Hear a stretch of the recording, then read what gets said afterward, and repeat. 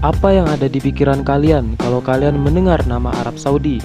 Negara dengan pusat agama Islam, negara yang sangat menjunjung tinggi nilai keislaman, atau negara yang perlahan menuju liberalisme?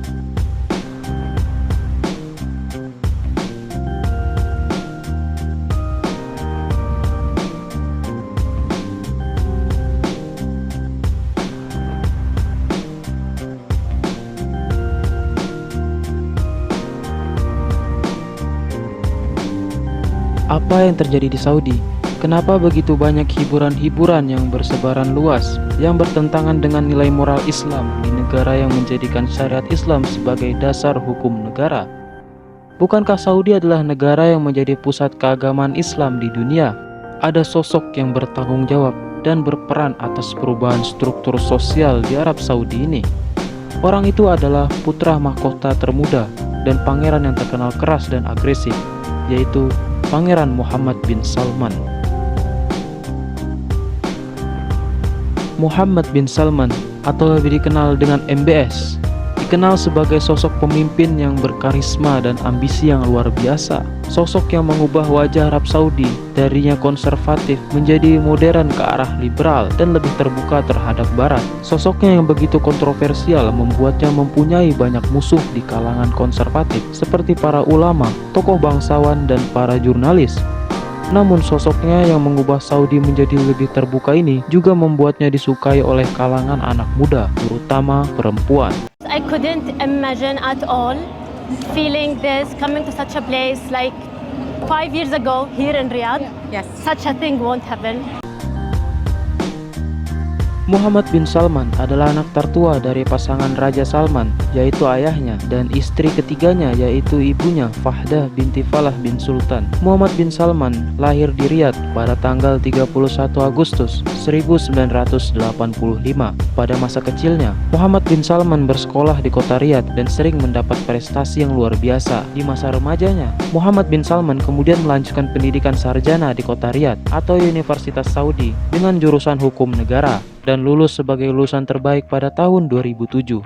Setelah lulus, dia sempat bekerja di bidang swasta sebelum akhirnya terjun di dunia pemerintahan. Pada tahun 2009, Muhammad bin Salman menapakkan kakinya di dunia perpolitikan. Sebagai jabatan awalnya, dia ditunjuk menjadi penasihat gubernur Riyadh kala itu, yaitu ayahnya, Salman bin Abdul Aziz. Selama bekerja di bawah ayahnya, Salman tidak hanya menjadi penasehat, namun juga tangan kanan yang mengatur segala kegiatan ayahnya dalam dunia perpolitikan. Dia juga banyak belajar dari ayahnya dalam berpolitik. Ayahnya, Salman bin Abdul Aziz, saat itu tidak hanya berperan sebagai gubernur, namun dia juga dipercaya sebagai penengah atau penasehat atas perselisihan yang terjadi di keluarga kerajaan. Karena kedewasaannya dan kebijaksanaan dirinya, Salman bin Abdul Aziz sangat berjasa dalam meredam segala perselisihan di keluarga kerajaan dan menyelesaikan permasalahan yang disebabkan oleh saudara-saudaranya. Posisinya sebagai penengah di keluarga kerajaan membuatnya secara tak sengaja menjadi mengetahui segala kebusukan dan keburukan masing-masing anggota keluarga kerajaan. Hal ini bisa menjadi senjata untuknya dalam mengontrol keluarga kerajaan dan bahkan juga sebagai batu loncatan untuk anaknya dalam memenangkan persaingan tahta yang akan datang. Pada tahun 2015, terjadi peristiwa yang mengejutkan seluruh kerajaan Saudi. Raja mereka yang sangat mereka cintai, yaitu Raja Abdullah bin Abdul Aziz, meninggal dunia. Untuk menjaga stabilitas negara, diperlukanlah pemimpin baru. Saat itu, Salman bin Abdul Aziz diangkat menjadi raja secara sah, melompati kakaknya, yaitu Sultan bin Abdul Aziz dan Nayef bin Abdul Aziz. Namun, kenapa ini bisa terjadi? Pada awalnya, tepat setelah Raja Abdullah dilantik menjadi raja, dia mengangkat adiknya, Sultan bin Abdul Aziz, sebagai putra mahkota, dan adiknya yang kedua, Nayef bin Abdul Aziz, sebagai wakil putra mahkota. Namun sayang, ada kejadian yang menyedihkan terjadi. Tepat pada tahun 2011, Sultan bin Abdul Aziz meninggal dunia karena sakit. Meninggalnya Sultan bin Abdul Aziz ini membuat Nayef bin Abdul Aziz secara otomatis naik tahta menjadi putra mahkota. Namun tak lama kemudian, tepat 8 bulan setelahnya, Pangeran Nayef bin Abdul Aziz juga meninggal dunia. Untuk menjaga stabilitas politik kerajaan, Salman bin Abdul Aziz pun diangkat sebagai putra mahkota dan diberi jabatan strategis yaitu Menteri Pertahanan. Hingga akhirnya pada tahun 2015 dia diangkat menjadi raja. Setelah menjadi raja, Raja Salman menunjuk adiknya Mukrin bin Abdul Aziz sebagai putra mahkota dan Muhammad bin Nayef, keponakannya, sebagai wakil putra mahkota. Namun posisi ini tidak bertahan lama. Tepat setelah 3 bulan, Raja Salman mencopot gelar putra mahkota dari Mukrin bin Abdul Aziz dan memberikannya kepada Muhammad bin Nayef, keponakannya, serta mengangkat anaknya Muhammad bin Salman sebagai wakil putra mahkota. Dia juga memberikan jabatan Menteri Pertahanan pada anaknya. Setelah mendapat jabatan sebagai Menteri Pertahanan, sebuah jabatan yang sangat strategis, beberapa hari setelah menjabat, Muhammad bin Salman langsung memerintahkan pasukannya untuk menyerang negara tetangganya, yaitu Yaman. Hasil tindakannya ini nantinya membuat namanya tercoreng di kancah internasional sebagai pelaku kejahatan perang.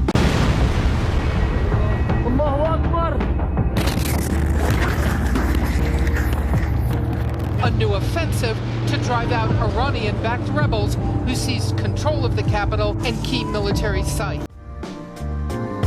Pada tahun 2017, Raja Salman mencopot gelar putra mahkota dari keponakannya, Pangeran Muhammad bin Nayef, kepada anaknya, Muhammad bin Salman. Tidak ada kabar resmi tentang alasan kenapa raja melakukan hal ini. Namun banyak spekulasi yang mengatakan kalau Muhammad bin Salman mengancam kakak sepupunya Muhammad bin Nayef dengan kekuatannya agar dia mau turun tahta. Kemudian pada tahun 2022, Muhammad bin Salman pun ditunjuk sebagai Perdana Menteri. Bisa dikatakan, sekarang Saudi sudah berada di bawah kontrolnya secara penuh.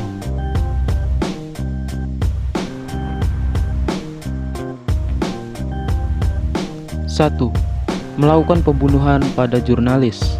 Pada tanggal 2 Oktober 2018, Jamal Khashoggi, seorang jurnalis, dibunuh di Istanbul, Turki. Jamal Khashoggi adalah seorang jurnalis sekaligus kritikus keras atas kebijakan-kebijakan Arab Saudi yang dipimpin oleh Muhammad bin Salman.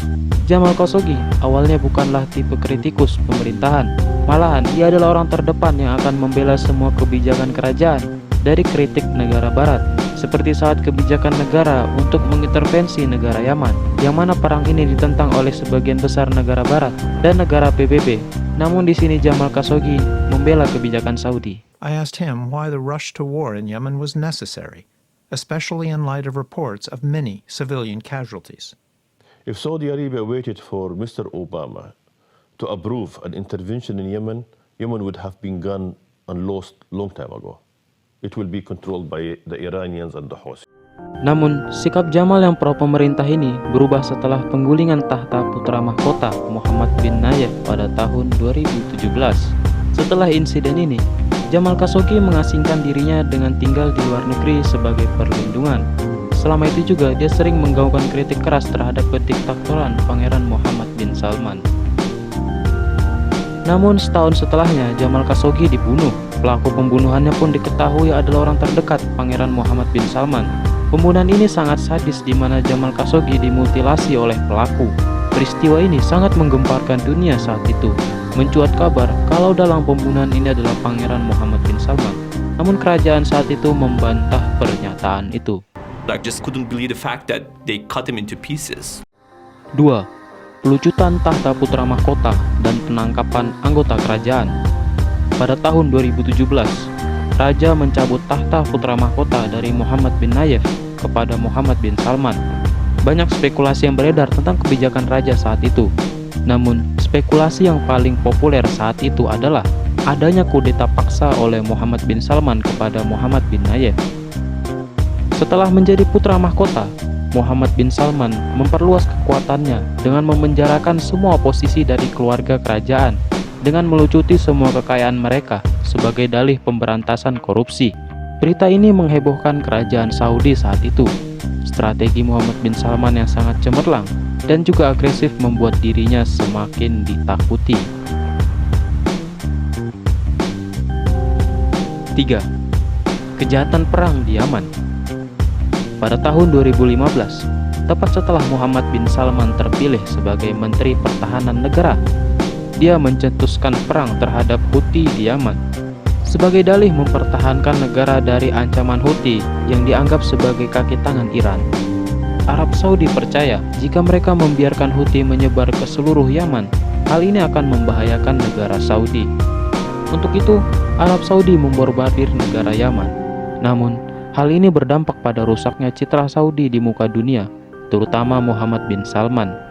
Perang yang menyebabkan banyak warga sipil tewas, rumah sakit, kampung-kampung bahkan petani menjadi korban. Sebanyak hampir 14 juta rakyat Yaman terancam kelaparan dan hampir 40% balita mengalami malnutrisi, serta 200.000 lebih penduduknya mengalami penyakit kolera. Why are the Saudis doing this? الله العالم ما ندريش. نحن ناس فلاحين، لا في عندنا معسكر ولا في عندنا حاجة، قرية خبط. خربوا البلاد، خربوا حياتنا، خربوا عيالنا، قتلوا، أرملوا النسوان، قتلوا جهال، يتموا جهال. إيش ذنبهم عندنا الناس؟ عشان إيران لها بلد يروحوا لها. 4. Liberalisasi Saudi dan penangkapan para ulama. Dalam mencapai visinya mereformasi Saudi dan Vision 2030, Muhammad bin Salman ingin menciptakan negara Saudi yang modern dan jauh dari sistem konservatif Wahhabisme. Tujuannya untuk menghilangkan ketergantungan Saudi terhadap minyak, mengingat pasokan minyak di Arab Saudi yang terbatas dan harganya yang fluktuatif. Muhammad bin Salman belajar dari kejadian pada tahun 2014, di mana harga minyak dunia saat itu turun dikarenakan kelebihan supply dan sedikitnya demand pada masa itu. Di masa itu Arab Saudi terkena dampak yang sangat signifikan. Banyak subsidi warganya dikurangi, bahkan peningkatan pajak. Hal ini menimbulkan ketidakpuasan masyarakat pada kerajaan. Untuk itu, Muhammad bin Salman sadar negaranya tidak bisa terus mengandalkan minyak untuk bertahan. Untuk itu, dia berencana mereformasi negaranya dengan Vision 2030, seperti menciptakan pariwisata, seperti wisata sejarah Al-Ula dengan resort mewah, kemudian kota futuristik dengan zero emission seperti Neom, kota industri di pesisir pantai Laut Merah seperti Oksagon dan Makna. Namun dalam mencapai visi ini, Muhammad bin Salman harus merubah wajah Saudi yang terkenal dengan hukum syariah. Muhammad bin Salman memaksa negaranya untuk merubah tatanan sosial, seperti mengizinkan pembangunan bioskop, mengadakan konser musik, menghapus kepolisian sosial, mencabut kewajiban berhijab untuk wanita, membolehkan wanita untuk mengemudi, membolehkan wanita untuk bepergian sendirian, yang mana sebelumnya ini adalah hal yang dilarang keras di Arab Saudi. Kebijakannya ini ibarat dua mata koin. Di satu sisi, generasi muda sangat mendukung kebijakan ini, terutama dari kalangan perempuan. Di kalangan konservatif seperti kalangan orang tua dan para ulama sangat menentang keras kebijakan ini. Namun Muhammad bin Salman sangat tidak suka kepada orang yang menentang kebijakannya. Untuk itu, Muhammad bin Salman bahkan melakukan penangkapan terhadap ulama yang menentangnya. Di balik semua kontroversinya, Muhammad bin Salman adalah sosok pemimpin yang ingin negaranya menjadi lebih baik dari sebelumnya. Walaupun cara yang dia gunakan untuk mencapai tujuannya itu termasuk cara yang represif dan agresif sehingga membuatnya banyak dimusuhi. Itu dia penyampaian sekiranya tentang sosok kontroversial di balik perubahan wajah Arab Saudi saat ini. Kira-kira menurut kalian, apakah kebijakan yang dilakukan Muhammad bin Salman ini adalah benar? Silahkan tulis di kolom komentar.